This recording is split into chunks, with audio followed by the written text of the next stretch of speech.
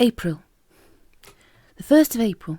Dear children, Gillian came rushing indoors yesterday, and when she saw me, she said, "Oh, Bubs, there's a rabbit in the cabbages." Well, think of that, a cheeky rabbit eating our cabbages. I couldn't have that, so I ran out to catch the rabbit.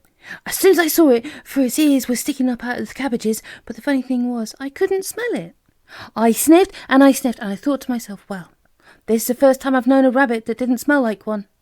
I crept closer and closer. It still sat there among the cabbages. I was shivering with excitement. I felt sure I was going to catch it, the first rabbit I've ever caught in my life, and then I jumped. I landed right on top of it. I caught it by the neck, but, oh dear me, boys and girls, it was only a toy one. Gillian had put it there to play a trick on me. You should have heard her laugh, just like a waterfall gone mad. I shall think of a trick to play on her now. Just you wait. Tails and whiskers, from Bob's. 7th of April. Dear children, do you know, Mistress was so pleased the other day because the thrushes and the blackbirds were making a nest in our garden. I heard her say that they had eggs there that would hatch out into new little birds when they had been warmed and sat on.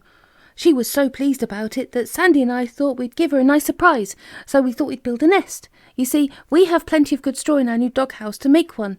So we set to work. We made rather a mess in the yard, because straw would fly out of the door while we were making the nest.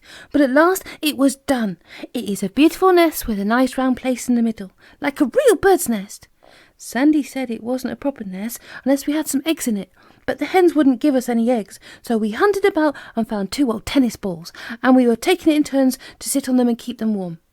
Won't Mistress be surprised to find 2 dear little bull birds in our nest one day? I hope Sandy hasn't squashed them at all, because he does sit down so hard. And well, you know, I have to keep my eye on him in case he forgets himself and chews our eggs. Just a few chews, from Bob's. 15th of April. Dear children, I was very frightened yesterday because somebody began to move furniture about up in the sky. Goodness, you should have heard the noise. I looked up into the big dark clouds, but I couldn't see anything there, yet that was where the noise was coming from. I should think that quite 100 wardrobes and about 1,000 chests of drawers were rolled about the sky, and I was so frightened one would fall through the clouds and hit me, and I ran indoors and hid under the bed. Mistress said it was a thunderstorm, but I know it was somebody doing their spring cleaning up there. Don't you think so? Here's a tongue twister that Sandy told me. Can you say it quickly? If a dog chews shoes, what shoes would he choose to chew? A twist of my tongue, from Bob's. 22nd of April. Dear children, when Sandy and I were walking around the garden yesterday, we saw a funny sight.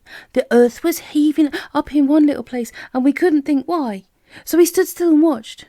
It's a little tiny earthquake, Sandy said. It's a huge, enormous worm coming up, I said. But it wasn't. What do you think it was? Guess. It was Thomasina the tortoise, waking out of her long sleep and unburying herself. She has never slept so long before, but she said it had been so cold that she didn't feel like waking up. She's been there all the winter. She shook out her 4 legs, opened her mouth to see if it would work, and then walked off to eat a lettuce. She says unless the weather keeps nice and warm, she'll bury herself and go to sleep again. I hope it keeps warm, don't you? Because it's nice to have Thomasina trotting about. A few little trots from Bob's. 28th of April. Dear children, Gillian is growing mustard and cress, and dear me, isn't she proud of it too? She goes to see her garden about 100 times a day, and every time she sees it, she calls me and Sandy and says, "Look, you dogs, I believe my mustard has grown just a tiny bit since this morning." Oh, wouldn't it be lovely when Mummy lets me make sandwiches of brown bread and butter and my mustard and cress? Did you hear that? I said to Sandy. People can have sandwiches if they grow mustard and cress. Bones and biscuits, I wouldn't mind growing something too, if I could have brown bread and butter to make sandwiches of what I grow. Well, let's grow mustard and cress too, said Sandy. If we plant it like Gillian did, it will soon grow, and then we'll get Mistress to give us brown loaf and a pound of butter to make sandwiches. Oh! Well, we found some mustard in a pot in the larder, but we couldn't find any cress. We didn't really know what it looked like. Perhaps pepper will do instead, I said to Sandy. Yes, we'll plant mustard and pepper instead of mustard and cress. So we took the mustard pot and the pepper pot, and we planted a spoonful of mustard and a shake of pepper, and then we put the pots back, and now we're waiting for our mustard and pepper to grow, and it will be just as good as mustard and cress. I'm really sure. A peppery sneeze from Bob's.